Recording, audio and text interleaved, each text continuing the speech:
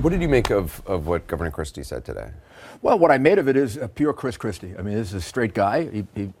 Big mistake in his administration.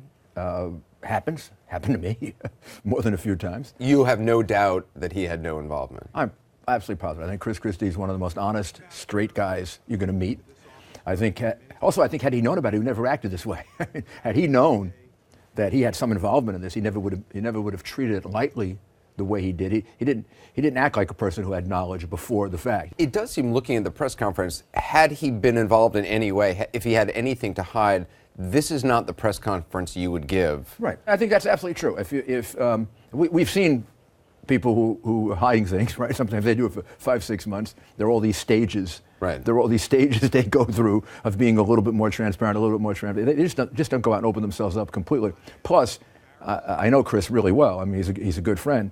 And in the last couple of weeks, he wouldn't have acted the way he acted if he knew, even if he had some knowledge, even had an inkling of it, his remarks would have been different kinds of remarks. Because he was belittling reporters who brought it up. He was attacking them for even and having run a very complicated administration, sometimes it's impossible for people to believe it, but you really don't know.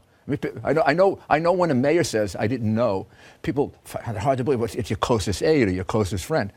My closest friend was my first deputy mayor, Peter Powers. We went to high school, college, and law school together. He ran my campaign. He got me elected mayor. He probably could do more things on his own without telling me than the people that weren't as close to me. I mean, he felt the most degree of, I can make decisions for the mayor. There are those who say, well, look, this was his deputy campaign manager, sending this email saying time for a traffic issue at Fort Lee or whatever it was. Even if Chris Christie didn't orchestrate it, wasn't involved in it, didn't know about it in advance or didn't know about it subsequently, the fact that there are those who say the fact that this woman thought this is the kind of thing that he would like, that says something bad about his leadership style, about what goes on behind the scenes. Politically stupid things, political pranks that turn bad, all that other stuff, every administration. Don't tell me this doesn't happen in the Obama administration, in the Clinton administration, in the Bush administration. If this was something that Governor Christie knew about, and again, you don't believe it, and there's no evidence that it did, is it something, do you think it's a big deal? I mean, or is it just, as you say, this is one of those vindictive things that politicians do? It's a big deal because of the consequences. You know, if there hadn't been a person that died, or all this other, then it might not be as big a deal. And of course, whether it's a big deal or not, it becomes a big deal once he says he didn't know about it. Right. At this point, if he knows about it, then of course it becomes a very big deal.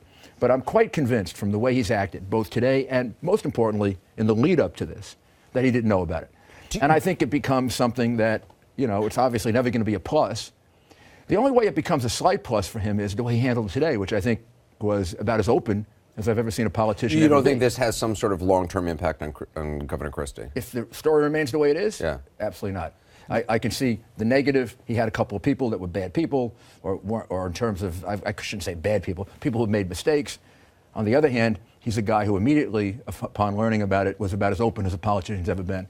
So it kind of washes out. When he said today, "I'm not a bully," there is that, whispers about him. I think there are two things that create that image. One is he's a big man, right? And two is he comes back at you pretty hard.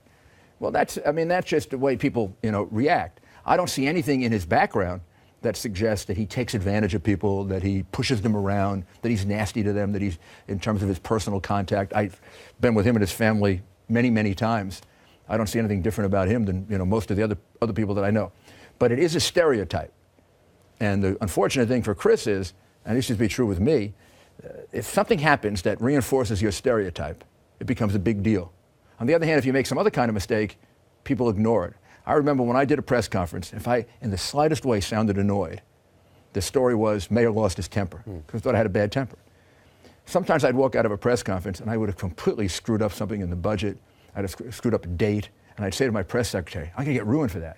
And they would say, no, that's not part of your stereotype. They know you're smart. They just think you have a bad temper. But I see this more as not suggesting somebody's a bully, as a stupid political prank that backfired, which could happen in any administration to anyone based on an aide who just misinterpreted and went further than you should go. Mayor Giuliani, thanks very much. Thank you.